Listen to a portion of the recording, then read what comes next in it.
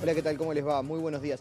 Hay una iniciativa, estudio del Parlamento, que en caso de aprobarse, todo indica que así será, significaría el levantamiento del secreto bancario en nuestro país, o prácticamente reducirlo a la mínima expresión. Y por eso vamos a conversar sobre este asunto. Convocamos a un experto, un abogado tributarista, Juan Bonet, del estudio Guyer y Regules, a quien le agradecemos su presencia. ¿Cómo le va? Gracias por venir. Buenos días, por favor. Bueno, ¿es así? ¿Se termina el secreto bancario en el Uruguay?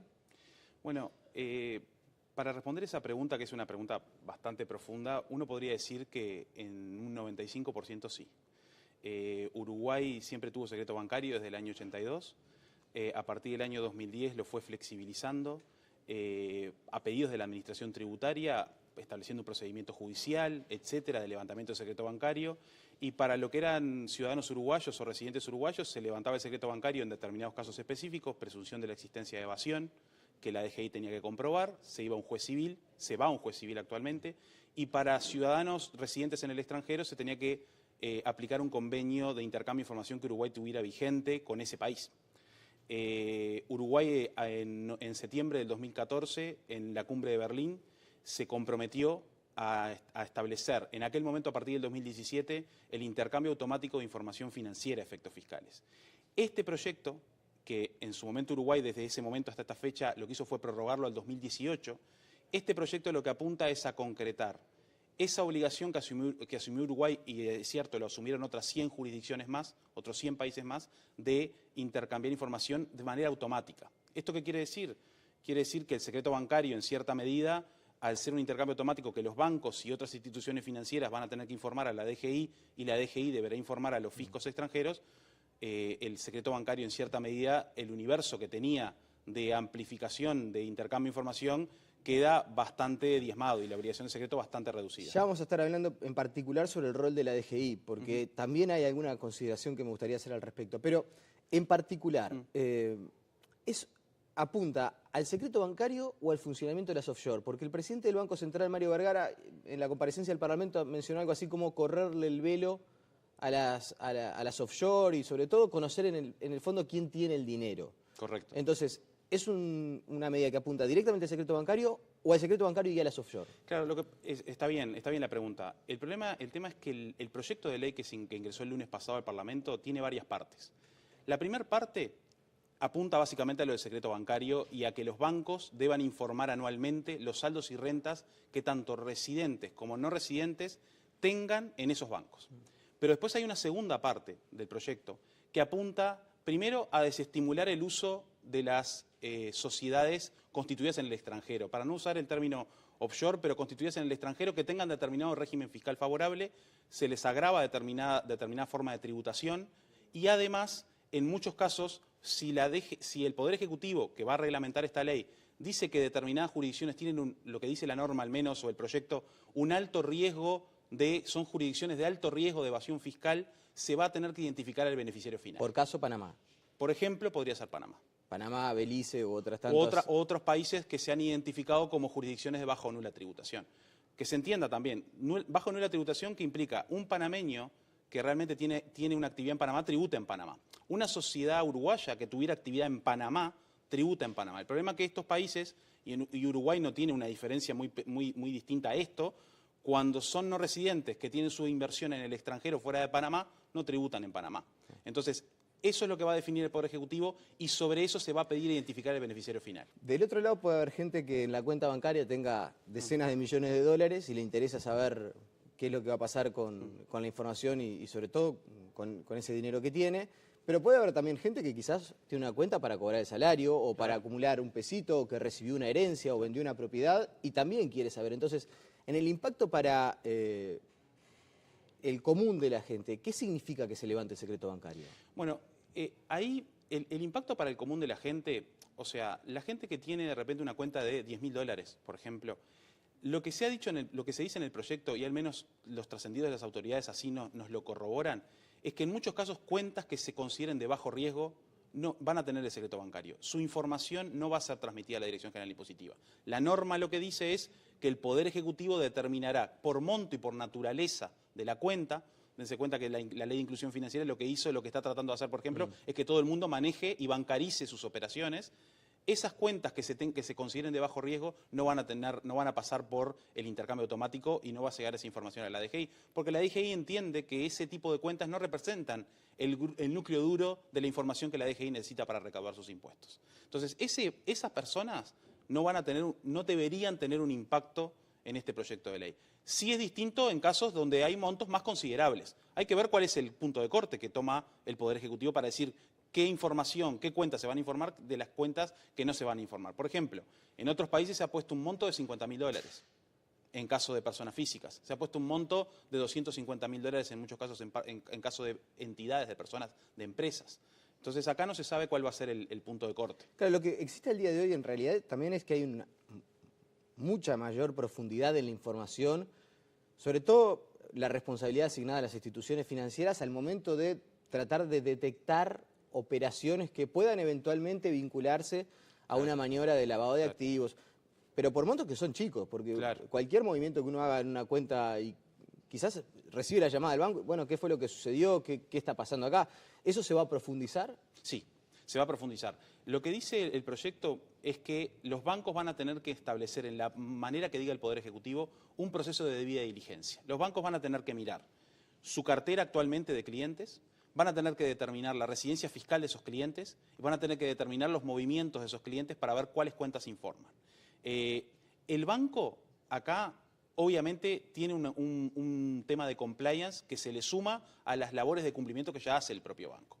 Es cierto, los escándalos que han habido y que involucran a instituciones bancarias, en muchos casos lo que termina sucediendo es que el banco protege mucho actualmente su riesgo reputacional. Entonces el banco acá está en el medio de esta situación y va a tratar en la medida lo más acabada posible de preservar ese riesgo reputacional. ¿Y cómo lo va a hacer? Estableciendo un procedimiento de debida diligencia fuerte.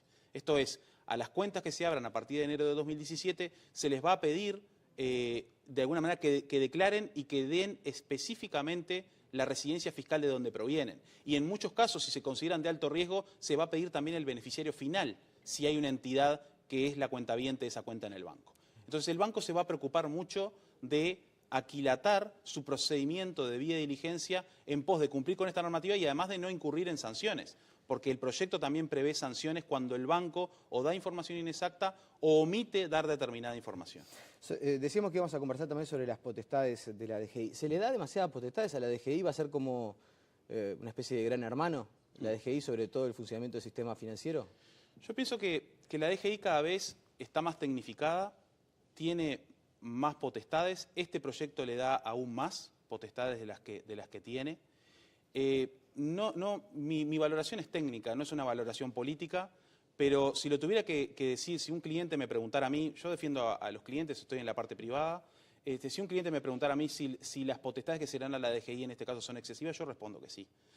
La DGI, con actualmente el cruce de información que tiene con distintas entidades, tiene herramientas suficientes para poder controlar la recaudación de los impuestos. Tan es así que en muchos casos no se reformaron normas tributarias y la recaudación, además por el fruto de incremento de la actividad económica, aumentó, pero también por fruto de recaudación y de potestades tributarias. Porque está también en cuestión para qué utiliza la DGI esa información. Si es simplemente por un fin meramente de controlar evasión, sobre todo el lavado de activos y este tipo de maniobras, o si va a utilizar esa información para aumentar la presión de contralor y sobre todo de evasión impositiva en algunas clases que quizás no son las más elevadas, ¿no? O sea, si alguien que tiene, no sé, $10.000, $15.000 en el banco está sacando una renta y eventualmente encuentra un mecanismo de evasión, ¿para qué va a utilizar la DGI esa información? Es una cuestión importante. Por supuesto. Y la DGI en cierta medida, el objetivo claro acá es recaudar. O sea, acá tenemos que tener en cuenta que la DGI al menos, o el Poder Ejecutivo en este proyecto de ley que envía, a mi criterio, excede en mucho lo que los estándares internacionales le requieren. Los estándares internacionales lo que le requerían era que Uruguay tuviera intercambio de información automática para los no residentes. El Poder Ejecutivo con este proyecto aprovecha la volada y dice, bueno, yo también quiero proteger mi recaudación, con lo cual también esa obligación que los estándares internacionales de alguna manera me exigían a mí, entre comillas, los voy a aplicar para los uruguayos. Y eso va a ser información que la DGI va a tener. La va a tener a disposición y si la DGI ve, por ejemplo, que alguien tiene un volumen de cuentas que no coincide con la declaración de ingresos a efectos tributarios que está haciendo ante la administración, la DGI va a inspeccionar. Es una herramienta más de información. Y que las potestades sean todas de la DGI y, corríjame si me equivoco, prácticamente la justicia no intervenga en este proceso de la información bancaria a la información de la DGI. ¿Es también un aspecto negativo? Es un aspecto totalmente criticable. Uruguay siempre se caracterizó por tener una fuerte separación de poderes y también una tutela jurisdiccional efectiva de los litigios que tenga con la administración tributaria. Hoy nuestra normativa y nuestra Constitución prevén la tutela jurisdiccional, prevén que cada persona pueda acceder a la jurisdicción para decidir las controversias. Con el intercambio automático, esa potestad de que un juez pueda controlar la pertinencia del intercambio de información no se va a dar, no va a existir. Para que la gente entienda, prácticamente se reduce al mínimo. La intervención de la justicia en estos asuntos. Claro, porque al dar la información de saldos y rentas, lo que va a quedar por fuera del espectro de información automática es los movimientos que puedan existir. ¿Qué movimientos existieron? ¿Qué transferencias existieron? Eso va a quedar en el ámbito de un juez civil si la DGI o un fisco extranjero le pide a la DGI que intervenga, y eso sí va a quedar en el ámbito del juez. Pero todo lo demás, lo que es saldos y rentas, que es gran parte de la información bancaria que pueda existir sobre determinado contribuyente, toda esa se va a intercambiar automáticamente. Y ahí es donde nosotros, ya lo dijimos en el pasado y lo volvemos a decir, en esto no nos duelen prendas, es la tutela jurisdiccional que tiene que existir. Nos parece que el intercambio automático no propende a esa tutela jurisdiccional, a que el contribuyente a veces pueda decir que el pedido o la información que se está dando es una violación a su derecho a la intimidad. ¿Puede haber una invasión del derecho a la intimidad? Yo considero que sí, Ahí lo que termina sucediendo es que hay un intercambio automático, no hay intervención de un juez, y lo que provoca eso, a nuestro entender, es que puedan darse intercambios que de repente no sean necesarios. No sean necesarios para controlar la situación de una persona que de repente paga sus impuestos. Y ahí lo que sucede, y te termino en esto, es que si eso sucede, nosotros nos ha pasado en los últimos años, hemos visto pedidos de intercambio de fiscos extranjeros que han sido totalmente infundados. ¿Y cómo nosotros hemos podido parar y defender a nuestros clientes y a personas que nos vienen a consultar de esos intercambios infundados? Porque hubo un juez civil que dijo, ese intercambio no corresponde. Ese intercambio es de una información, de información anterior a la vigencia del tratado. Ese intercambio no cumple con el requisito del tratado que estás queriendo aplicar. Acá, sin la intervención de un juez, esa posibilidad de tener el día ante el tribunal de ese contribuyente no se va a poder tener. Y va a ir directamente a fuerza de un clic, digamos. Claro. Ahí pone usted un asunto relevante sobre la mesa. Es abogado tributarista, seguramente al conocerse el proyecto de ley, me imagino el contacto entre ustedes, entre los expertos, ¿por qué no consultar también a otro tipo de abogados más constitucionalistas? ¿Puede caber algún recurso de inconstitucionalidad? Yo la verdad no tengo una posición formada si este proyecto, si se convierte en ley, terminará siendo violatorio de la Constitución. Pero lo están analizando en las consultas. Se analiza. Han habido otros autores que ya han dicho que con la Constitución que hoy tenemos vigente, este proyecto no podría funcionar sin violar la Constitución. Es un análisis que le corresponderá a la Suprema Corte de Justicia. La Suprema Corte de Justicia considera que lo normal sería que haya algún recurso presentado. Puede haberlo. Lo que pasa que acá es como el cuento del que levanta la mano es porque algo tiene que esconder. Acá recordemos que para la promoción de una declaración de inconstitucionalidad de una norma en derecho uruguayo, la persona tiene que tener interés directo, personal y legítimo. Entonces una persona tiene que de alguna manera, para probar ese interés, tiene que decir que es titular de una cuenta en determinada institución. Entonces, ¿qué procesos de inconstitucionalidad van a existir cuando una persona trate de defenderse en este sentido? Puede haber ciertas restricciones a que la persona quiera impugnar esto. Más allá de esa parte que es procesal, lo que importa es el fondo. Y el fondo acá es que nuestra Constitución consagra un derecho a la intimidad y muchos autores dicen que el secreto bancario está protegido constitucionalmente. Con lo cual, si ese secreto, de alguna manera, una ley lo restringe, se podría entender que se viola la Constitución. Quedan un par de minutos y hay varias preguntas que no quiero dejar de hacer. ¿Qué impacto puede tener en la plaza financiera local esta iniciativa? Porque aparte, yo no digo que es algo particular, pero ciertamente se está en proceso de discusión es muy probable que se termine aprobando y se establece una fecha de 2017. Es decir, hay un tiempo para que aquellas personas que eventualmente quisieran escapar a la norma encuentren la salida. Sí, debería ser neutro, en principio. ¿Por qué? Porque lo bien cierto y con lo que sí estoy de acuerdo en este proyecto de ley, que lo que hace es implementar este estándar de la OCDE de intercambio automático, es que de alguna manera esto se está dando en todo el mundo. Entonces, en muchos casos al determinado depositante de una cuenta, ¿qué maniobra le queda hacer? Pasarse a otra institución. Y las otras instituciones lo que están haciendo básicamente va a ser pedir lo mismo que lo que piden las instituciones locales que se ven en este proyecto. Con lo cual, las posibilidades de, vamos a llamarlo así, de maniobra o de planificación, va a tratar de buscarse de repente algún instrumento que quede por fuera de este proyecto. Lo que pasa es que este proyecto, de alguna manera, lo que tiene es saldos y cuentas de instituciones financieras y también alguna institución de custodia de títulos y valores también va a estar incluida. Con lo cual, yo creo que el impacto va a ser neutro porque la situación en ese sentido en otros países, en relación a lo que está aprobando Uruguay, es bastante estandarizada. Bien. Y en cuanto a cómo esto termina generando impacto en la reputación del país, ¿se va a dejar de hablar de Uruguay como un paraíso fiscal? Es decir, a partir de la entrada en vigencia de esta norma, ¿no podemos aceptar más que se diga que somos un paraíso fiscal? Por supuesto. Uruguay incluso no era paraíso fiscal cuando determinadas autoridades dijeron que lo fue. O sea, cuando tuvimos las declaraciones de Sarkozy, claro, nombrando a países innombrables junto con Uruguay como que eran paraísos fiscales, obviamente Nicolás Sarkozy estaba o muy mal informado o ignoraba determinadas cuestiones de cambios que hizo en Uruguay. Uruguay hoy forma parte del Foro de Transparencia Global en materia de intercambio de información, es miembro participante del Comité de Asuntos Fiscales de la OECD, de la OCDE, con lo cual Uruguay hoy es un país que realmente lo que quiere es picar en punta en todos los cambios. ¿Y es verdad que la OCDE presiona y las grandes potencias presionan y en realidad funcionan dentro de sus jurisdicciones paraísos fiscales verdaderos? Eso es por cierto. Ejemplo, en Estados Unidos. Hoy en día Estados Unidos dijo que iba a cumplir el intercambio automático mediante una ley interna estadounidense que se conoce con la sigla de FATCA. Y Estados Unidos en la normativa FATCA lo que hace en muchos casos, en la gran mayoría de los casos, es pedir información de los americanos en cuentas en bancos en el extranjero, pero no proporciona de la misma manera, con reciprocidad, la información de los extranjeros con cuentas en Estados Unidos. ¿Qué está sucediendo hoy en Estados Unidos?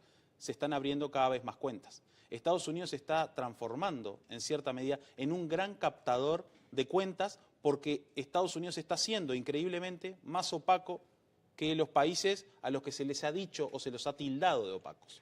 Eso hoy en día, si uno ve una publicación de Bloomberg, del semanario Bloomberg de febrero, ponía de repente que con determinada jurisdicción Estados Unidos se está transformando en ese sentido en un paraíso fiscal. Se dice Nevada muchas veces. Exacto, exacto. La última.